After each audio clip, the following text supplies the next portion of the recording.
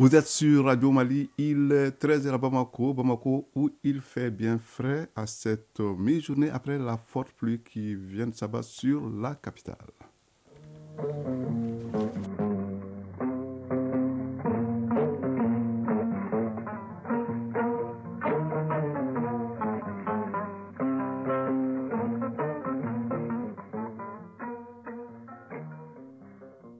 Le journal Seydou Fomba. Bonjour. Délai et modalités du retrait de la MINUSMA du Mali, l'heure est aux négociations au Conseil de sécurité de l'ONU. Les autorités maliennes souhaitent un délai court et rassurent que toutes les dispositions sont prises pour combler un éventuel vide sécuritaire. Le vote est attendu ce vendredi au siège des Nations Unies. Journée de la Renaissance scientifique, c'est ce vendredi 30 juin, une occasion pour constater les avancées en matière de recherche scientifique sur le continent africain. Vous pourrez suivre le message du ministre de l'Enseignement supérieur et de la Recherche scientifique dans ce journal. Pèlerinage à la Mecque, les pèlerins maliens procèdent aux séances de la lapidation du Satan. Notre envoyé spécial, Osmaïla Bété, nous en dira plus dans cette édition. Dossier de ce vendredi, c'est au Bourgou que nous allons nous intéresser. Cette plante fourragère utilisée aussi bien dans l'alimentation des animaux que celle des hommes. Un dossier de Rakatou Touré à suivre. Sport au menu du football et de l'athlétisme avec pour la première discipline la CAN des moins de 23 ans dont la dernière journée de poule commence ce soir et la 28e journée du championnat national pour l'athlétisme. L'événement, c'est la meilleure performance mondiale de l'année signée l'Australienne Nicola Hollis-Legers. Auditrices, auditeurs, bienvenue. Je vous l'annonçais dans les titres. Le Conseil de sécurité des Nations Unies vote aujourd'hui une résolution sur le délai et les modalités du départ de la MINUSMA du Mali. Le gouvernement malien souhaite un délai court, rassure que toutes les dispositions sont prises pour combler un éventuel vide sécuritaire. L'heure est donc aux négociations entre toutes les parties prenantes au siège des Nations Unies. Ibrahim Traoré nous fait le point. Le gouvernement du Mali demande le retrait sans délai de la MINUSMA. Une demande souveraine prononcée le 16 juin dernier devant le Conseil de sécurité des Nations Unies. Le vote ce jeudi, qui devrait acter la fin de la mission onusienne, est reporté à vendredi. La raison, de dures négociations diplomatiques en coulisses sur la résolution qui fixe la durée et les modalités du retrait de la MINUSMA. Si d'aucuns plaident 6 mois et même 1 an, Bamako défend une position claire. Le retrait dans un délai le plus court possible, 3 mois selon plusieurs sources diplomatiques. Le gouvernement rassure que ce retrait se fera de façon ordonnée et sécurisée. Des dispositions sont prises pour combler l'éventuel vide sécuritaire que peut laisser la MINUSMA. Le Mali s'est préparé aussi à assumer sa responsabilité régalienne de sécurisation de son territoire. Le pays reste ouvert au partenariat dans un cadre bilatéral ou tout autre cadre régional ou multilatéral pertinent. Sur les perspectives de l'accord pour la paix et la réconciliation issu du processus d'Alger, le chef de la diplomatie malienne a assuré mardi face aux diplomates africains que le départ de la MINUSMA n'entamera en rien la volonté du gouvernement à travailler pour la paix et la cohésion nationale entre tous les enfants du Mali. Le Mali, faut-il le rappeler, fustige l'inadéquation du mandat de la mission de maintien de paix dans un environnement marqué par le terrorisme. Bamako n'apprécie pas aussi l'instrumentalisation de la mission et les postures hostiles attentatoires à la cohésion nationale à des fins de déstabilisation pour des agendas extra-africains, ce qui a conduit à une crise de confiance entre la MINUSMA et les autorités maliennes, mais aussi entre la MINUSMA et une bonne partie de la population. Le gouvernement du Mali demande le retrait sans délai de la MINUSMA. Un papier donc signé Ibrahim Traoré. Le Mali célèbre ce vendredi 30 juin la journée de la renaissance scientifique de l'Afrique, une journée qui sera mise à profit pour constater les avancées en matière de recherche scientifique au niveau du continent.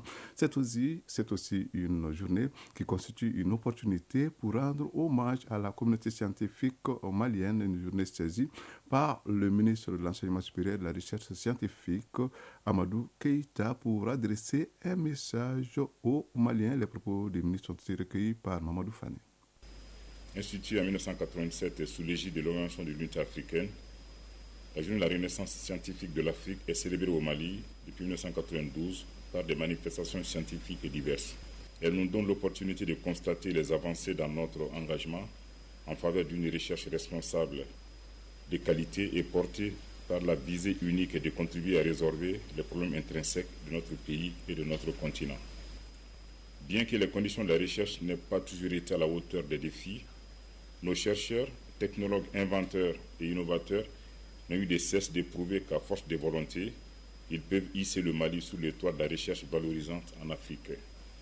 J'en veux pour preuve les distinctions à l'échelle internationale de nos compatriotes professeur Orokia Sanogo et professeur Abdoulaye Djimde.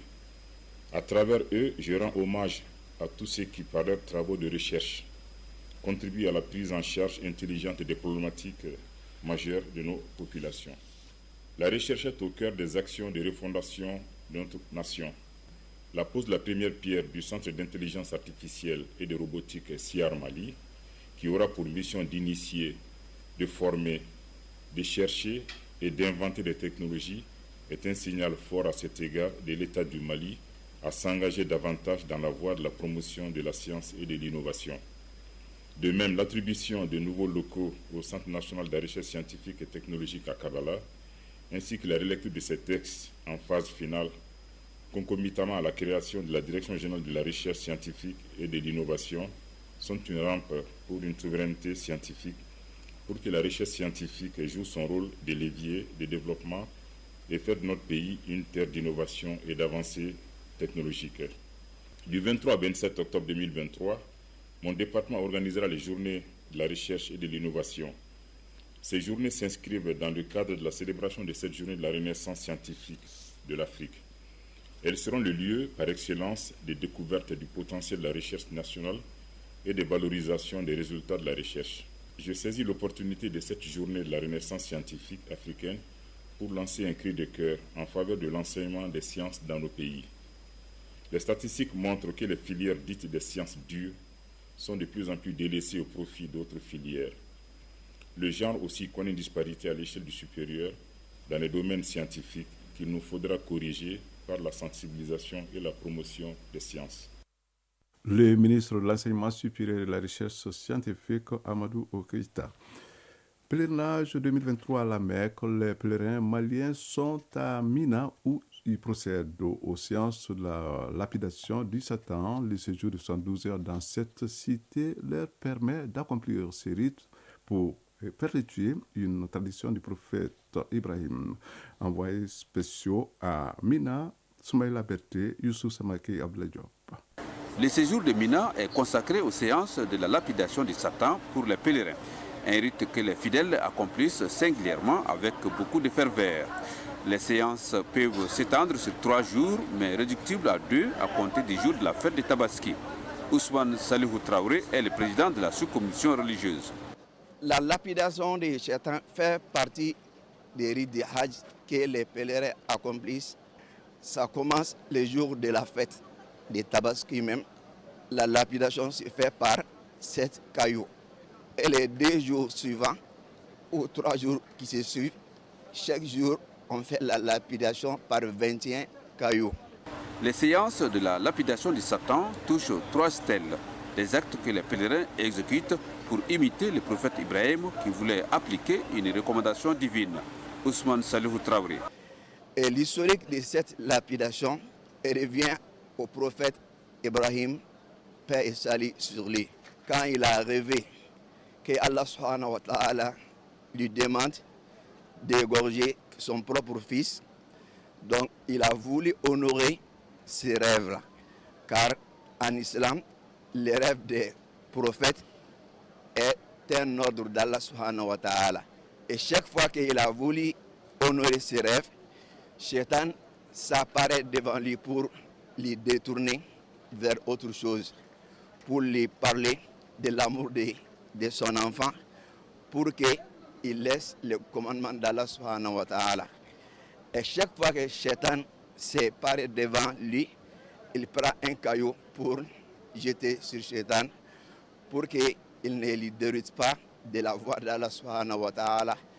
Et Allah subhanahu wa ta'ala a racheté son enfant par un offre, noble offre, qui était le sacrifice que les musulmans font le jour de la fête. Le but de cette adoration est invoquer Allah subhanahu wa ta'ala et remercier Allah subhanahu wa ta'ala pour ce qu'il a fait. Car il y a des ulama qui disent que si Allah subhanahu wa ta'ala n'avait pas racheté le fils d'Ibrahim par cette offre-là, ça sera une obligation sur chaque musulman d'égorger son enfant. L'accomplissement du rite de la lapidation de Satan est une obligation pour tout pèlerin. Sa non-application volontaire impose aux pèlerins des actes expiatoires ou de compensation. Mina, Soumaïla Berté, Youssouf Samaké et Abdallah Diop, avec le concours de Mohamed Belkodiko pour l'ORTM. ORTM 13h11.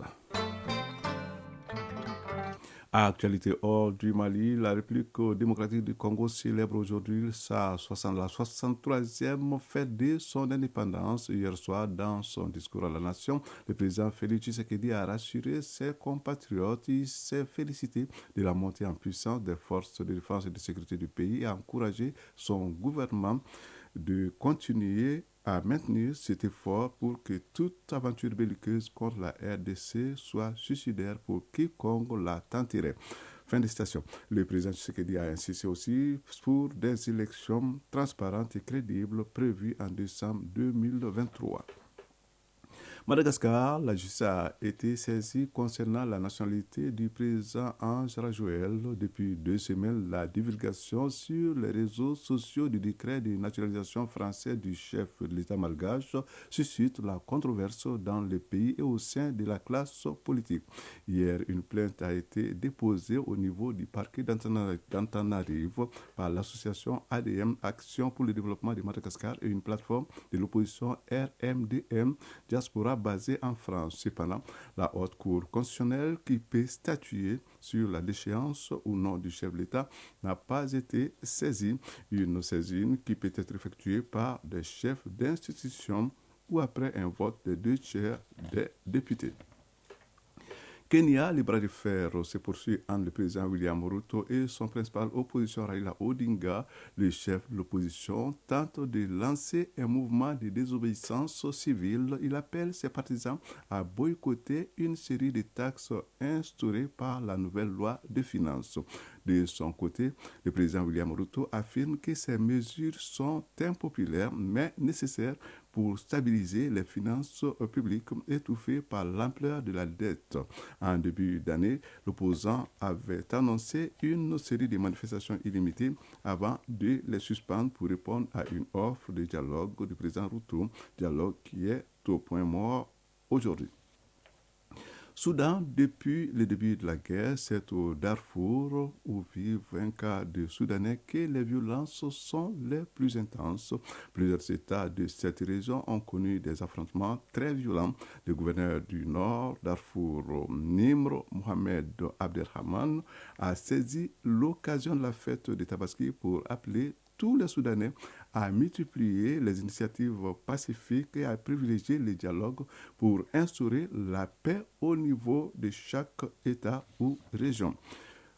Au Togo, les opérations de recensement électoral ont pris fin sur l'ensemble du territoire le 14 juin dernier et pendant que la Commission électorale nationale indépendante se prépare à afficher les listes pour les vérifications et déterminer un fichier définitif, plusieurs partis de l'opposition demandent la reprise des opérations. L'Alliance nationale pour le changement, par la voix de son président, demande au ministre de l'administration territoriale de convoquer une réunion de concertation afin de trouver une solution durable à la question du recensement. En Grèce, l'ex-premier ministre Alexis Tsipras a annoncé sa démission, cette décision donc de quitter la tête de Syriza, premier parti d'opposition du pays, intervient quelques jours après la large défaite électorale de son parti aux élections législatives. Intéressons-nous à présent à une plante, le bourgou, c'est son nom, le bourgou. Cette plante fourragère utilisée dans l'alimentation des bétails et même parfois des humains, il renferme de nombreux nutriments et pousse le long du fleuve dans les mares permanentes. La région de Gao, qui approvisionne d'autres localités de l'intérieur et de l'extérieur du Mali, est une zone de production par excellence.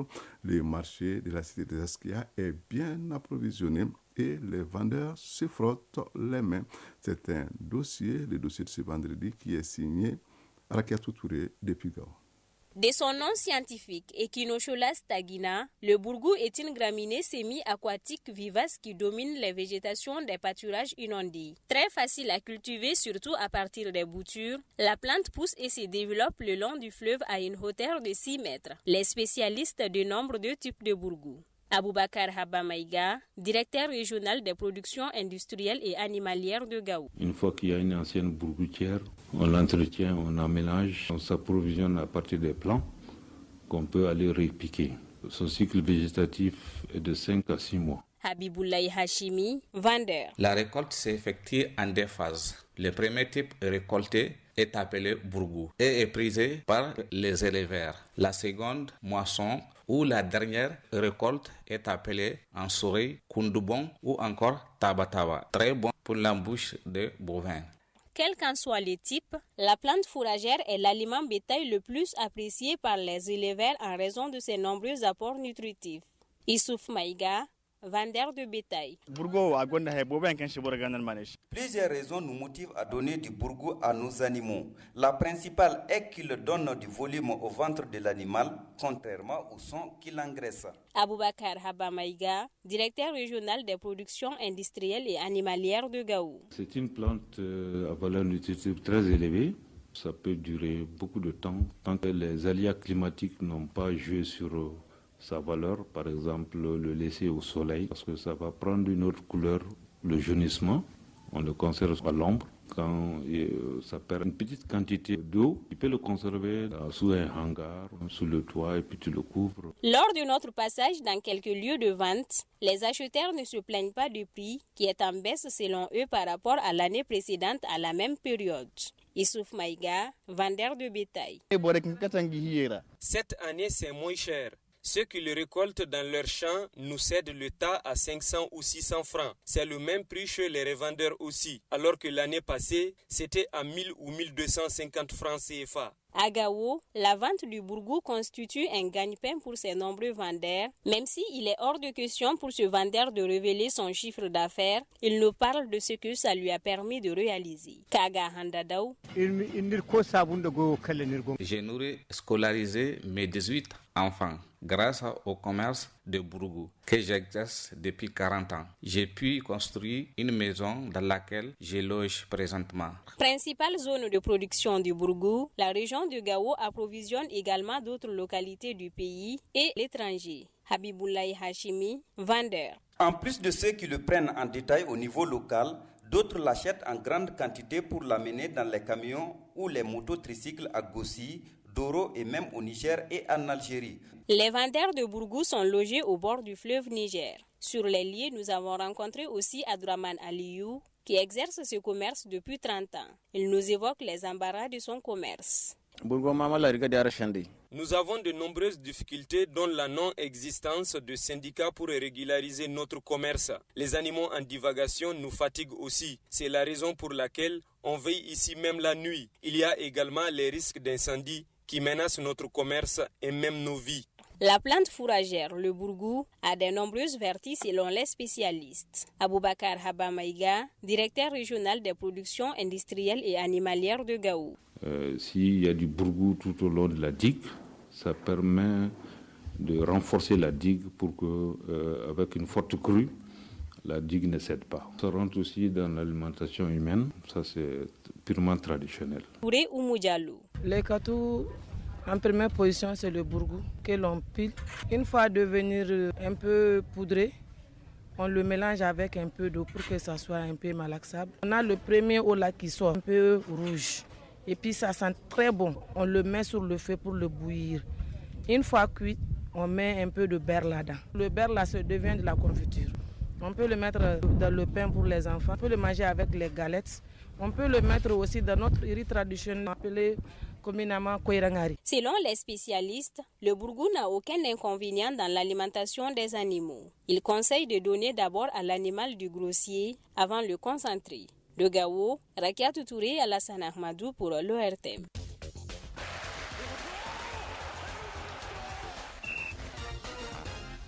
L'actualité sportive est dominée ce vendredi par le football et l'athlétisme. En athlétisme, la vice-championne olympique, l'Australienne Nicola Hollis-Legers, a signé hier la meilleure performance mondiale de l'année à la hauteur avec 2,02 record personnel égalé, 2,02 m.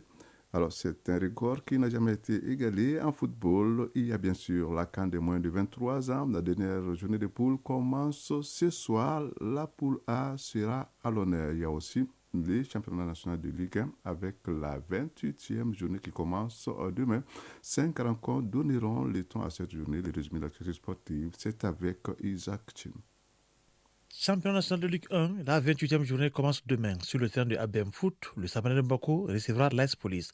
Sur le terrain du Stade, Yéli Olympique affrontera Afé. Sur le terrain de la Céréale, LCPA jouera contre Binga FC. À Bouni au stade Moussa Diakité UTA, l'US Bougouni accueillera Black Star de Badrabougou. À Kita, au stade Lamine Konaté, l'US Kita sera l'hôte de l'AS Bakaria. La journée prendra fin dimanche. Le duel à distance pour le titre sera une fois de plus à l'honneur.